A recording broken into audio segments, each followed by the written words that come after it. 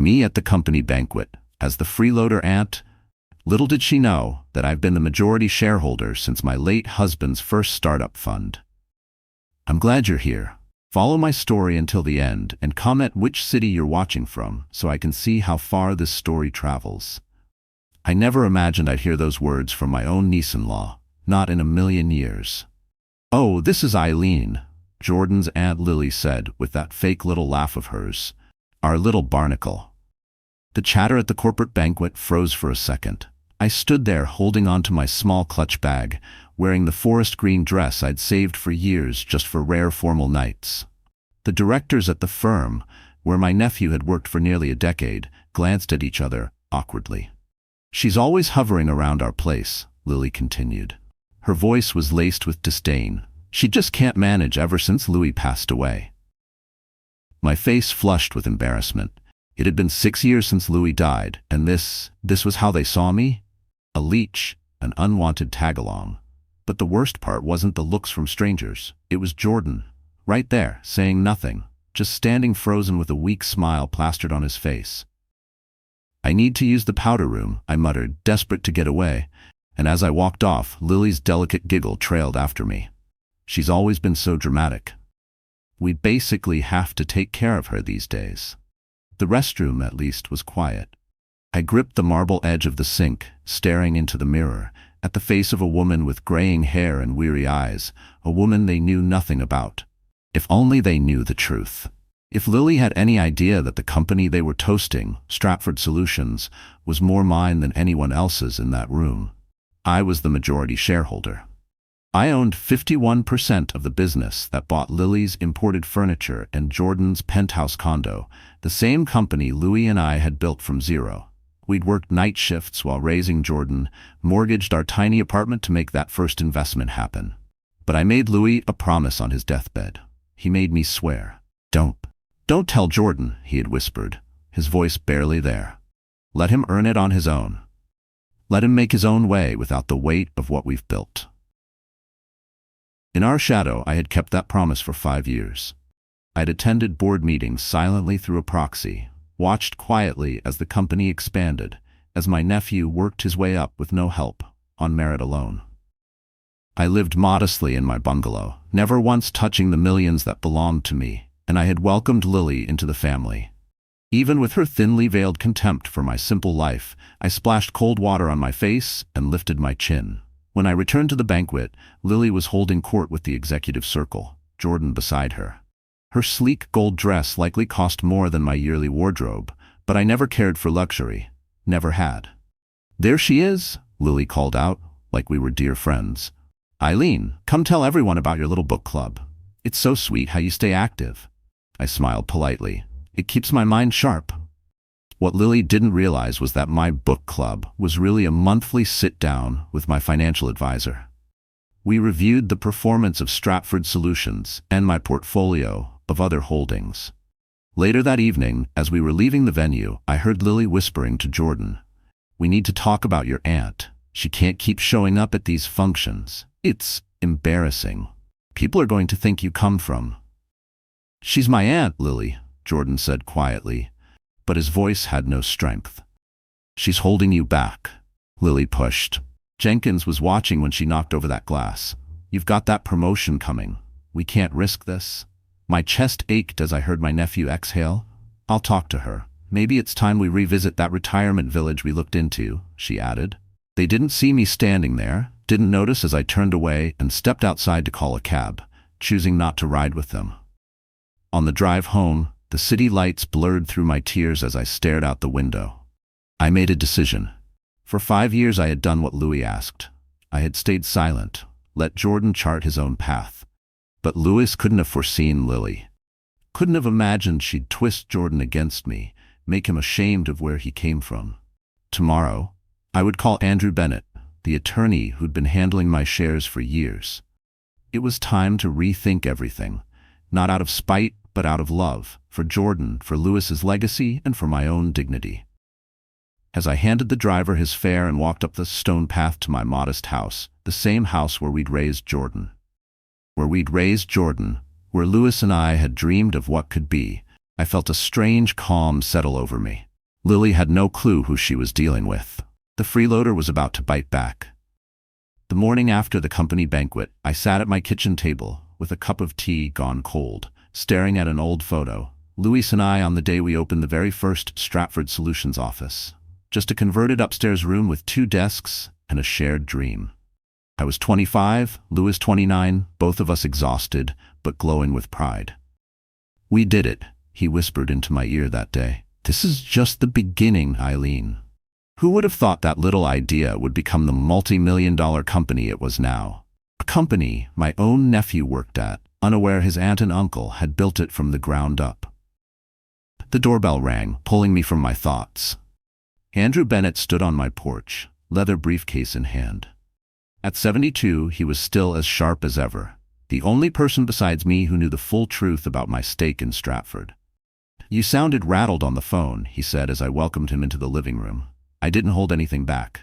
I told him everything. Lily's cruel remarks, Jordan's silence, their talk of sending me off to a retirement home. Andrew listened in silence, his thick eyebrows furrowing. "It's been 5 years, Eileen," he finally said. "Maybe it's time Jordan knew the truth." I shook my head. "Louis wanted him to stand on his own, and he has," I replied. Andrew nodded slowly. "He's earned his place, true, but Louis never wanted you to be humiliated like this." He unclasped his briefcase and slid out a document. "The latest quarterly on Stratford. The company's booming. Your shares are worth over triple what they were when Louis passed. You could buy 10 homes more extravagant than whatever Lily's flaunting to her friends." I flipped through the pages, line after line of numbers, charts, and values. Every one of them a testament to the life Louis and I had built with grit, late nights, and unwavering faith. "Did I ever tell you about the beginning?" I asked, softly. Andrew leaned back in his chair, giving me space. I began. "We were just kids when we met. Louis was doing repair work for old office computers. I was the front desk girl at the same firm. We rented a tiny walk-up on Sycamore Street. You know, the one with the leaky pipes and that clunky radiator." I smiled at the memory. Louis used to haul broken CPUs home and fix them on our kitchen counter. I'd help him with the bookkeeping, order parts. We saved every cent we could until we were finally able to start the business. Those early years were lean, but they had purpose. Louis writing code long into the night while I handled client accounts, made cold calls, kept the numbers straight. We were both scared and thrilled when we landed our first real contract. When I got pregnant with Jordan, we were terrified it would all come crashing down. I kept working until the day I went into labor, and 3 weeks later, I was back at my desk, Jordan sleeping in a bassinet beside me. I remember it all so clearly, nursing him between calls, Louis taking him for walks when I needed to concentrate. Our baby grew up in the heartbeat of our little startup, surrounded by keyboards and big dreams. "He saw all of it," I said to Andrew, "but he was too young to remember." By the time Jordan hit high school, the company was stable enough that we could afford to give him a more typical life. Louis didn't want him thinking about the business. We wanted him to enjoy being a teenager. When he went off to college, we made the decision not to tell him that Stratford was footing the bill. We sold our bigger house, downsized, and used the difference to make it look like that's how we paid for his tuition. We wanted him to find his own way. We didn't want him to feel obligated to carry the company, I explained to Andrew. It was ironic, really. Jordan found his way to Stratford anyway. Got hired by merit, worked his way up, never knowing. Then Louis got sick. Cancer. It came fast, and it was cruel. In that dim hospital room, voice barely audible, he made me promise. My voice shook as I whispered it back. I swore I wouldn't tell Jordan about the shares. Louis believed our son needed to earn everything himself. The company would one day be his, yes, but the success had to be his own. Andrew reached over and gave my hand a comforting squeeze. Louis was a good man, Eileen, but he couldn't have predicted this. Lily. After Louis died, I had the remaining shares transferred into my name, keeping our majority stake. A small percentage was placed in a trust for Jordan, set to activate when he turns 40, still 5 years from now. As far as Jordan knew, his dad had left him a modest inheritance, and that was it. Lily met Jordan 3 years ago, I said quietly. Right from the start, she made it clear she thought he could do better than his plain old aunt. always criticizing my clothes, my home, dropping hints that I needed help. And Jordan lets that slide? Andrew asked, his tone turning firm. I exhaled. He's torn. Lily's driven. She sees him as her golden ticket, the shortcut to the life she wants. A life, Andrew said pointedly, you could hand her in a second if you wanted to. I stared down at the photo again, young Louis and me, full of dreams. Dreams we had actually made real. I don't know what to do, Andrew, I admitted. I kept my promise, but at what cost? Andrew shut his briefcase with a firm snap. Then it's time to look at your options, Eileen. Legally, Stratford is yours to lead. As you see fit. As we discussed what that meant, what I could do, something stirred inside me. Not bitterness, not revenge, but resolve. Louis had wanted to shield Jordan from entitlement, but he never meant for me to let myself be walked over. It was time for some changes at Stratford Solutions. The next week, I decided to do something I hadn't done in years. I visited Stratford's headquarters, not as the majority shareholder, but as Jordan's aunt, bringing him lunch like I used to before Lily became part of the picture. The glass-paneled skyscraper downtown looked nothing like the scrappy little office we started in. I signed in at the front desk and felt the receptionist's eyes take in my thrift store sweater with thinly veiled judgment. I'm here to see Jordan Whitman, I said. I'm his aunt. She raised an eyebrow, clearly skeptical, but placed the call upstairs. A few minutes later, Jordan appeared. He looked surprised and uneasy. Aunt Eileen, what are you doing here? He glanced around like he hoped no one important was watching. I brought your favorite, I said, holding up a brown paper bag. Chicken salad on sourdough. His expression softened. You didn't have to? He led me to a modest break room, instead of taking me to his office. I understood. He didn't want his old-fashioned aunt anywhere near his sleek workspace. As we sat down, I noticed how tired he looked. Dark circles, stress in every movement. You look exhausted, sweetheart, I said gently. He ran a hand through his hair, just like Louis used to. My chest tightened. It's a huge project. Lily's stressed too, he sighed. She's set on that place in Crescent Heights, you know, the big homes with the private gates. We can't swing it unless I get this next promotion.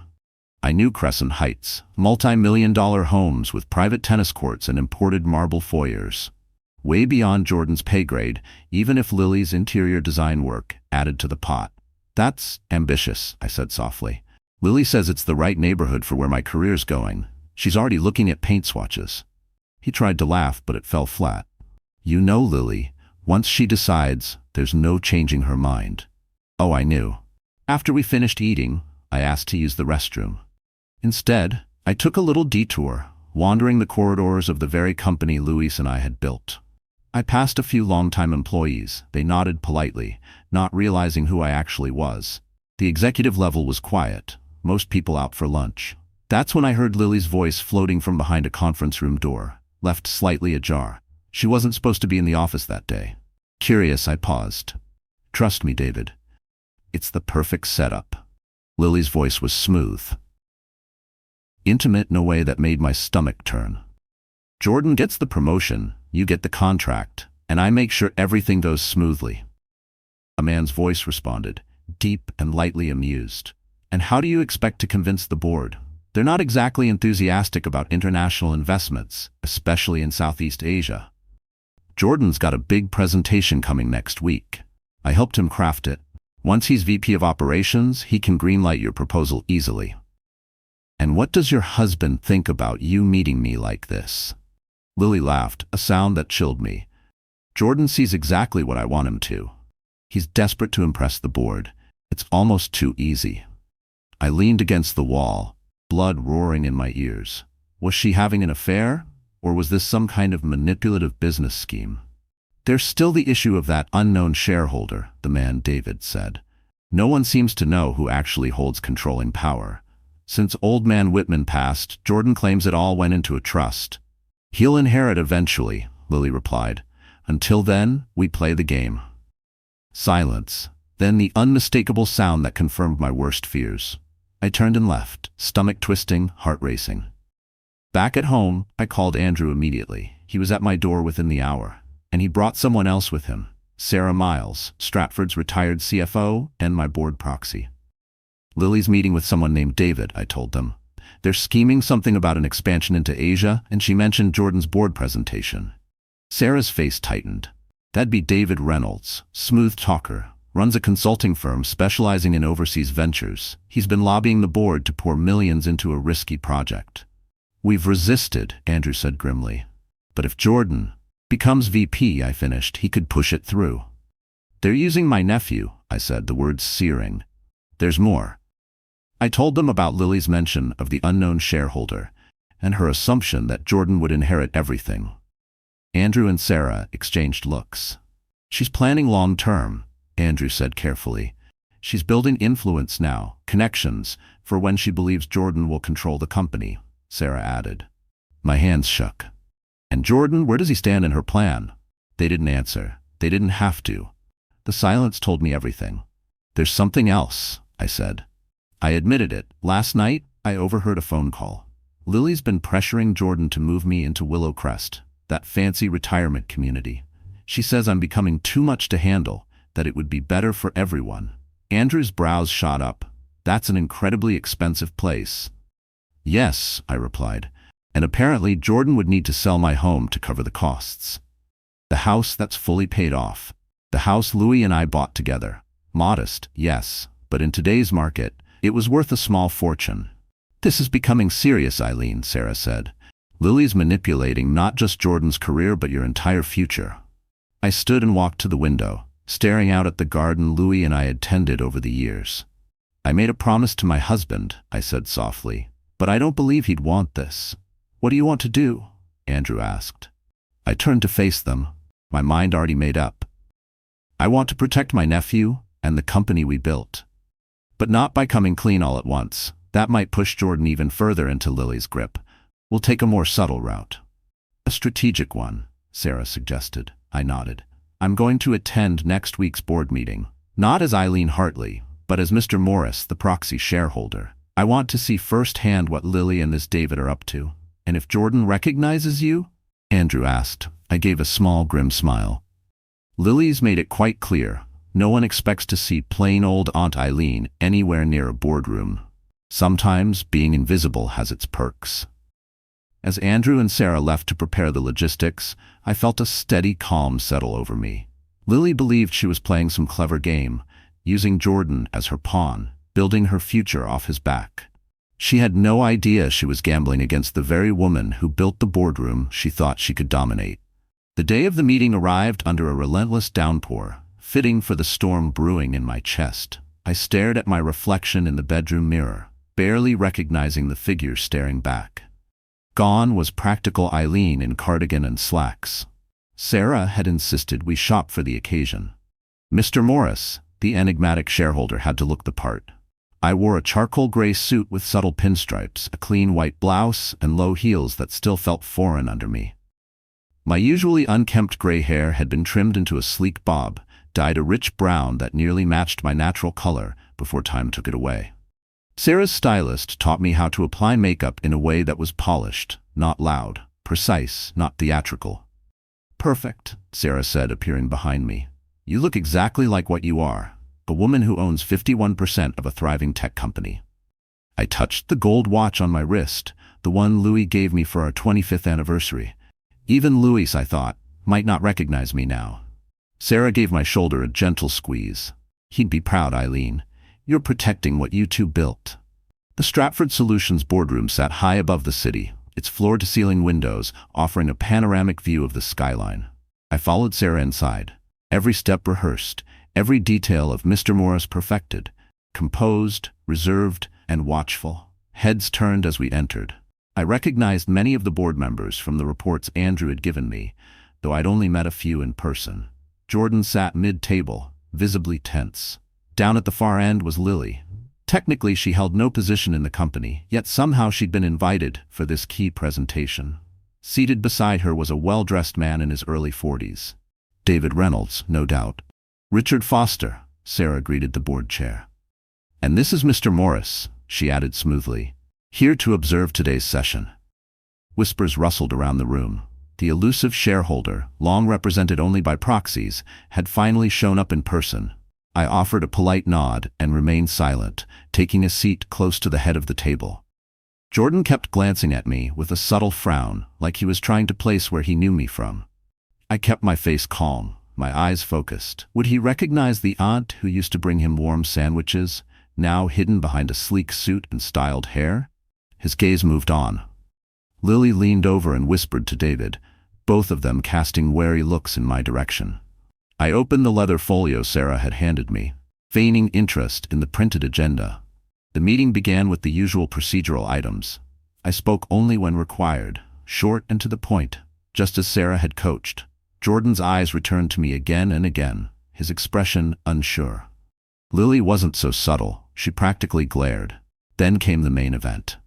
Next, Richard announced, we'll hear the proposal for our potential expansion into Asian markets, presented by Mr. Jordan Whitman. Jordan rose, straightened his tie, and stepped to the front of the room. As he launched into his pitch, I saw shades of Louis in him, that same thoughtful articulation, the way he broke down complex strategies.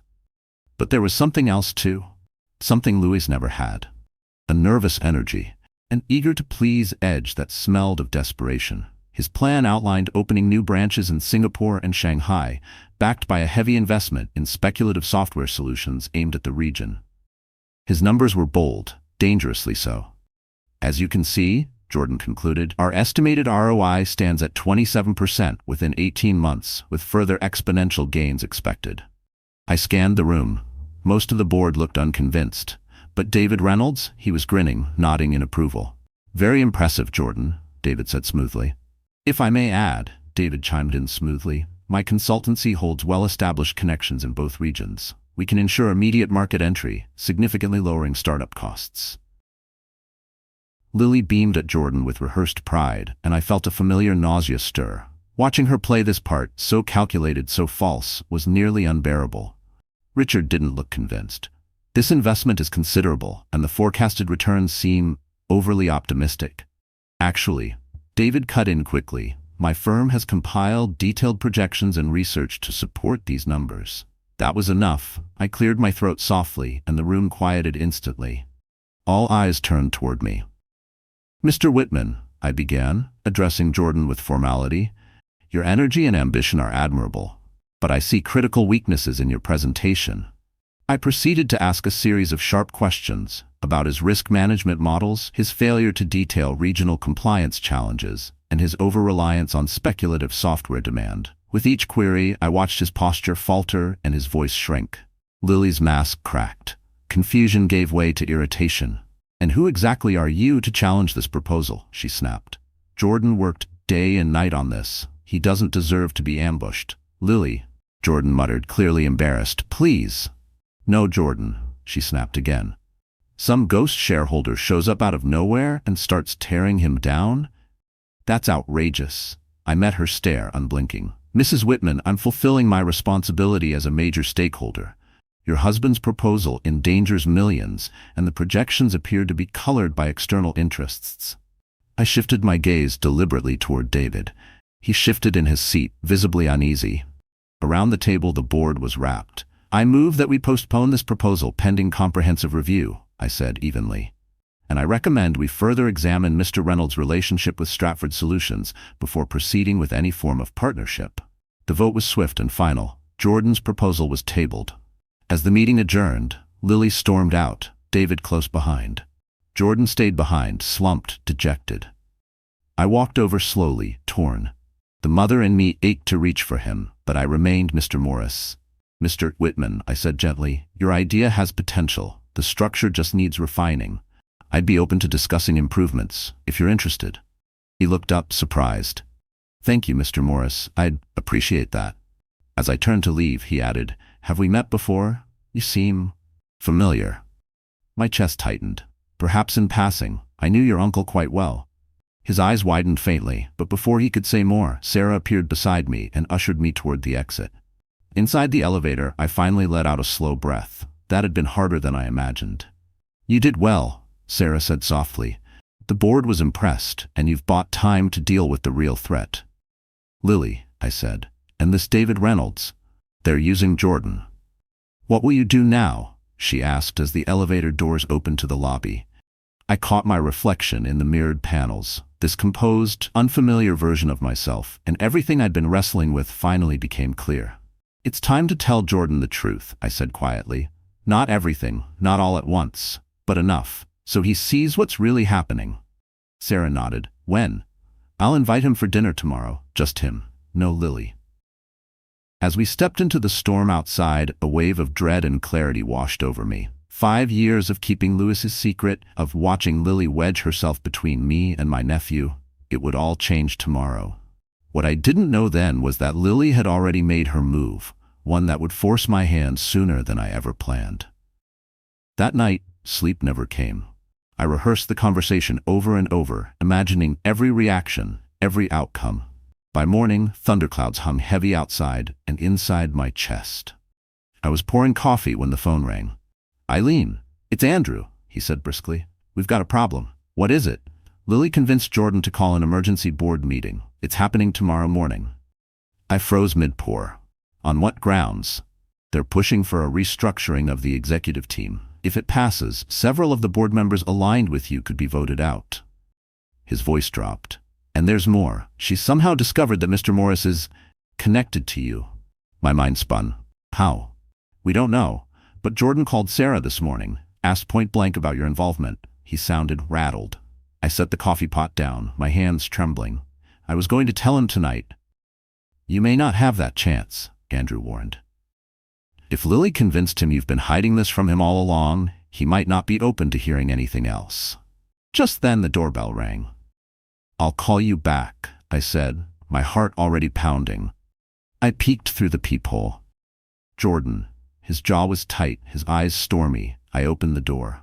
"Jordan, I wasn't expecting you until—" "Were you ever going to tell me?" he cut in, stepping past me into the hallway. "Or were you planning to lie to me for the rest of my life?" I shut the door behind him, every nerve on fire. "Jordan, please, let me explain." "Explain what?" he snapped. "That you're Mr. Morris, that you've owned this company from the start, that everything I've worked for, my entire career has been—" He dragged his hands through his hair, Louis' exact gesture when he was overwhelmed. "What, Aunt Eileen? A setup? A joke?" "No," I said, steadying my voice. "Never that. Please, sit down. Let me tell you everything." He didn't sit. He crossed his arms and stayed standing. "How did you find out?" I asked softly. "Lily," he said. "She hired a private investigator after the board meeting," Jordan said, his voice bitter. "She thought something was off about this Morris person who showed up out of nowhere and torpedoed my presentation." I closed my eyes for a moment. "Of course Lily did." "Is it true?" he demanded. "Do you control Stratford Solutions?" I looked him squarely in the eyes. "Yes. Your uncle and I started the company before you were even born. When he passed, I inherited his shares. I own 51% of Stratford." Jordan stared at me like I was someone he'd never met. "All this time, you lived here in this little house, drove that clunky old car. Meanwhile, you've been worth millions." I nodded. "Yes." "What?" The word was sharp, almost a wound. "Why would you keep this from me? Why would you let me work there and not know? Do you have any idea how humiliating this feels?" "It was your uncle's wish," I said quietly. "He wanted you to earn everything on your own, without shortcuts, without legacy privilege. He believed it would make you stronger, more independent." His jaw tightened, but I could see the pain flickering beneath the anger. The betrayal he felt wasn't just about business, it was personal, deep. "And you?" Jordan's voice cracked. "What did you want?" The question hit deep. I wanted to honor his dying request. I answered, "But more than that, I wanted to protect you." I hesitated, the weight of the years settling on my shoulders. From the world, from entitlement, from the idea that everything should just be handed to you because of your last name. I wanted you to become someone Louis would be proud of. Someone I could be proud of. Jordan scoffed. "Protect me from what? From success? From wealth? From knowing the truth about my own blood?" "From doubt," I said firmly. "From the suspicion that you didn't earn your role. From every whisper that you were only there because of your name." He rubbed his temple and looked away, as if trying to process a lifetime of assumptions now shattered. The silence between us was thick, not with anger, but confusion, hurt. He stood in silence, turning everything over in his mind. Then softly, "The board meeting yesterday. What was that really about?" I chose my words carefully. I had concerns about your proposal. The numbers didn't add up, and I was especially wary of David Reynolds' involvement. His eyes sharpened. What about David? This was the tricky part. How much could I say about Lily without pushing Jordan deeper into her grasp? I have reason to believe his presence may not be aligned with Stratford's best interests. Lily says he's a genius, Jordan said, his tone defensive. She says the board's just scared of change, scared of taking risks. Jordan, I said gently, have you looked into David's past? His reputation? His track record with other ventures? I saw doubt flicker behind his eyes. Lily did the research. I think you should, I said, before tomorrow's vote. His jaw clenched. So you know about that too? Yes, I said, and you need to know something very important. I moved to my desk and pulled out a folder, one Andrew had assembled months ago when we first saw David Reynolds circling the company. The restructuring Lily's pushing for? It would force out the very people who helped your uncle and me build Stratford. People who've spent decades protecting its core values. She says they're obstacles to progress, he muttered, but his voice had lost its fight. I held out the folder, waiting. This contains documentation from David Reynolds' past ventures, 3 separate companies that invested in his Asia-focused strategies, I explained. All 3 suffered heavy losses, one even filed for bankruptcy. Jordan hesitated, then took the folder. Why should I believe anything you say now? He asked. You've been lying to me for years. The words pierced deeper than he could have known, but I understood his hurt. You're right, I said quietly. I haven't been fully honest about my role at Stratford, but I've never lied about one thing, how much I love you, and how badly I want what's best for you. He looked away, blinking fast. Jordan, I added softly, think about this. Lily found out who I was in less than a day after the board meeting. She must have already been suspicious, already digging. She was protecting me, he insisted, but the doubt was creeping in. Was she? I asked gently. Or was she protecting something else? He stood abruptly. I need time. I need to think. Of course, I said, rising with him. But please, before tomorrow's meeting, read that folder. Ask yourself why Lily is so desperate for this restructuring to go through. At the door, he hesitated. All those board meetings over the years, you were there, weren't you? As Mr. Morris's proxy? I nodded. I wanted to stay close to what your uncle and I created, and to you. Something changed in his face. Not forgiveness, not yet, but the beginning of understanding. The board meets at 9, he said. I guess I'll see you there. You will, I said. As myself this time. No more proxies. After he left, I called Andrew and Sarah. I told them everything. We spent hours that evening strategizing, rallying support from trusted board members, anticipating every possible maneuver Lily might try to pull.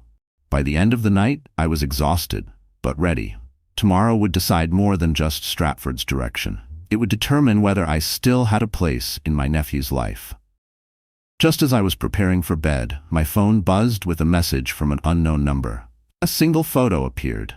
Jordan and Lily sitting with David Reynolds at a restaurant, all 3 of them deep in discussion, their faces hard and determined. Beneath the image was a short message. They're planning something bigger than a restructuring. Be ready. I stared at it, stunned, wondering who had sent it. Then I recognized the restaurant and the faint outline of a familiar face at the photo's edge. Diane, Louis's niece. She'd worked there for years. She must have spotted Jordan and sensed something wasn't right. I typed back a quiet, "Thank you," and set the phone down. A plan began to form in my mind. If Lily wanted to play hardball, she was about to learn exactly who she was dealing with. Tomorrow, Eileen Hartley would finally take her rightful seat at the head of the table. The boardroom of Stratford Solutions was hushed as I entered. No alter ego today, no mask. Just Eileen Hartley, in a simple but sharp navy suit. My silver hair neatly styled, Louis's watch resting on my wrist. Board members who'd seen me only as Jordan's aunt, or as Sarah's elusive client, now stared with wide eyes. Down near the head of the table sat Lily, next to Jordan. She looked like she'd just been slapped. On his other side, David Reynolds leaned in, whispering something low into Jordan's ear. "What is she doing here?" Lily hissed, loud enough for everyone to hear. "This is a closed board meeting." Richard Foster, the chairman, blinked, equally confused. "Mrs. Hartley, I'm afraid." "It's quite all right, Richard," I said calmly, setting my leather portfolio on the table. I believe you'll find I have every right to be here. Andrew stepped in right behind me, briefcase in hand. Mrs. Hartley is here in her role as the majority shareholder of Stratford Solutions, he announced. She holds 51% of the company. A wave of gasps rippled around the room. Every eye turned to Jordan, who sat frozen, his face unreadable. This is absurd, Lily barked. Lewis owned the company. The shares are in a trust until Jordan turns 40. Yes, I replied, finishing for her. A small portion is, but the controlling interest passed to me when Lewis passed away. Richard looked baffled. But Miss Miles has been voting those shares. As my proxy, I said, and when necessary under the name Mr. Morris. That landed like a thunderclap. Even David Reynolds lost his cool composure for a moment. I could feel the tension thicken like fog around the table. The truth had always been there, buried in legal language and discreet signatures, but now it stood in the room with a name and a face. Mine. For the first time in years, I wasn't hiding behind pseudonyms or quiet influence. I was standing fully in my power, and it shook them. Mrs. Hartley has complete documentation supporting all of this, Andrew added, opening his briefcase. We're happy to distribute the records, but perhaps we should address the agenda at hand first? I took a seat directly across from Jordan. He met my eyes briefly, pain still flickering there, but something else now too, doubt. The kind that seeps in when the foundation you've built your beliefs on begins to crack. And for Jordan, I could tell that crack had started to spread.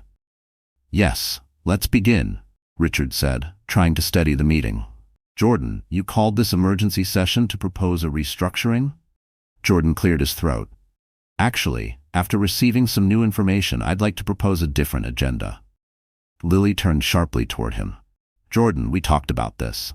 Stick to the plan. The silence in the room was thick. Jordan glanced down at the folder I'd given him the day before, the one full of David Reynolds' checkered business history. I spent last night digging deeper, he said slowly, into our company's founding, into Mr. Reynolds' past ventures, and into the details of this Asia expansion.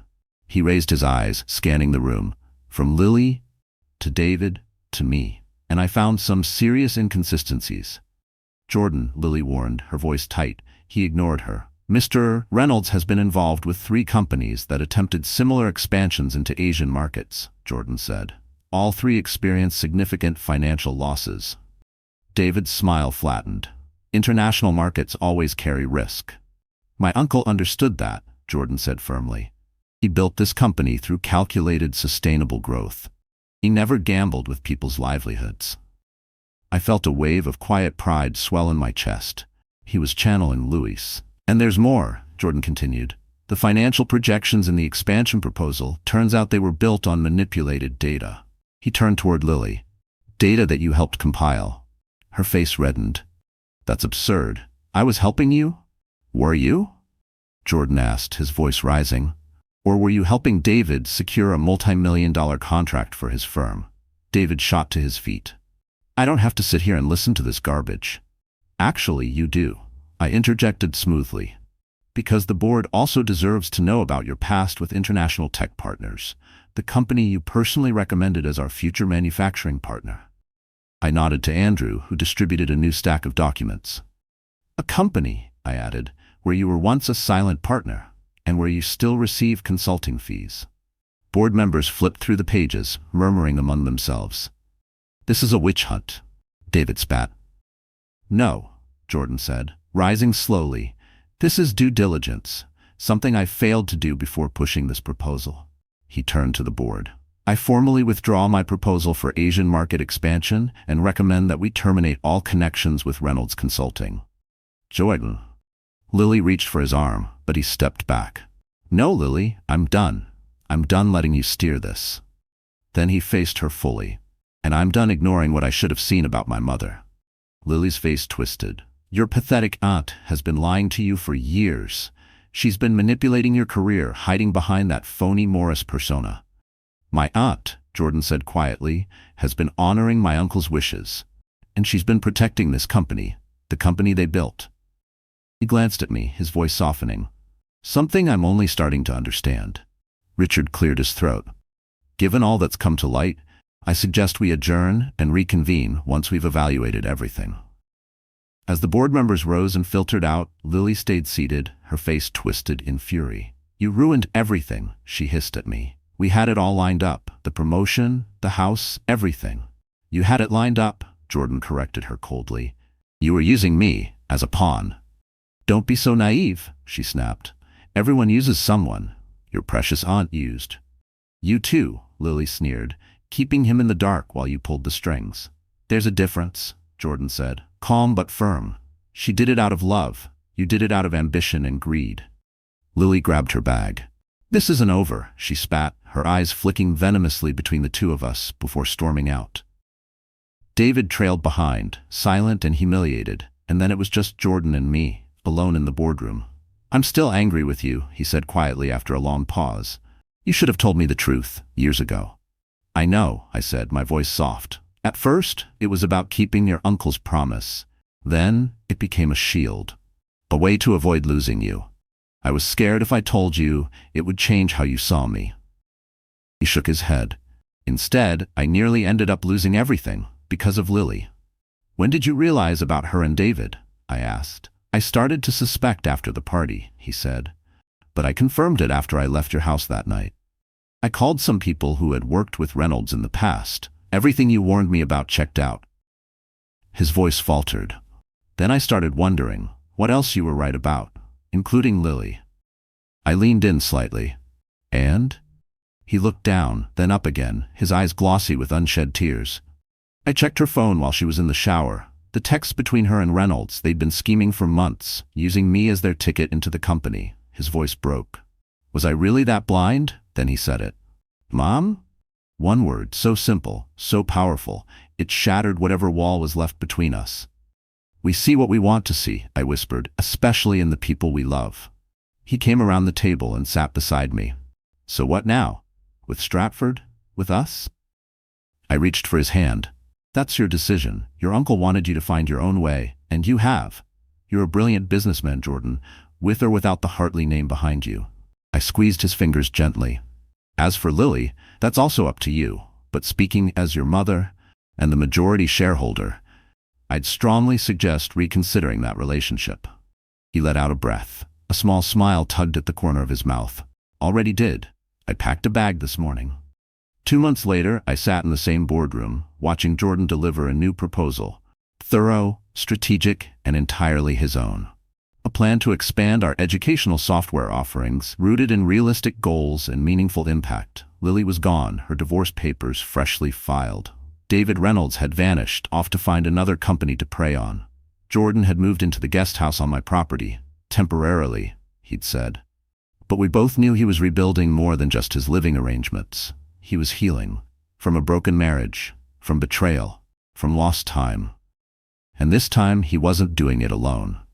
He's reconnecting, I thought. Watching Jordan move with steady confidence, with his roots, with the legacy Louis and I had fought to build. Jordan wrapped up his presentation. "I believe this expansion aligns with Stratford's founding principles, focused, meaningful growth that serves both our mission and the communities we reach." "Thank you, Jordan," I said from my seat at the head of the table, my rightful place, finally claimed. "Let's proceed with the vote." Unanimous approval. No hesitation. As the meeting adjourned, Richard stepped over. "Eileen," he said, smiling warmly, "I've been meaning to say, Louis would be incredibly proud of how you've handled all of this." I placed a hand over the watch on my wrist. "I think he'd be even prouder of Jordan," I replied, "for becoming the man we always hoped he'd be, on his own terms." As I said the words, a quiet swell of emotion rose in my chest. Years of quiet sacrifice, silent resilience, and walking in the shadows had led to this moment.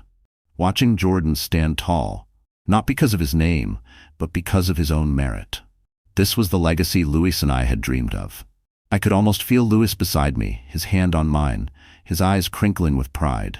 That evening, Jordan and I sat on the back porch of my home, our home now, watching the soft glow of the sunset, the way Louis and I had so many times before.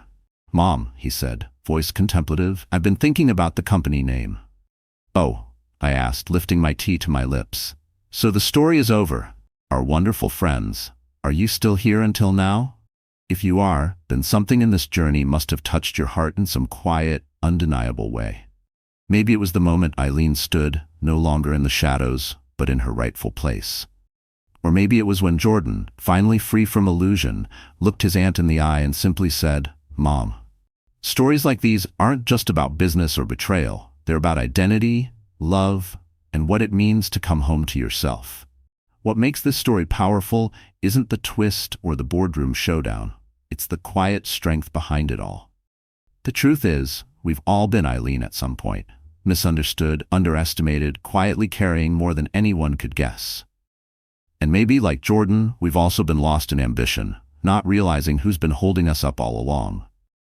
There's a line I keep thinking about: we see what we want to see, especially in the people we love. That right there is the beginning of healing. When we finally stop pretending, stop protecting what hurts us, and let truth be our guide. Heterodoxism says, what is hidden will seek its way to the light, not to punish, but to liberate. Maybe that's what this whole story was really about. Liberation. Not just for Jordan or Eileen, but for all of us learning how to walk in truth, in love, and in courage. So if this touched something in you, if it made you think about your own family, your worth, your silence, then do me a favor. Like, share, subscribe. Because somewhere out there is another person living in quiet invisibility, and maybe they need to know their time in the shadows is almost over. And if you're still here, thank you. You matter. Your voice matters, and maybe, just maybe, your story is next.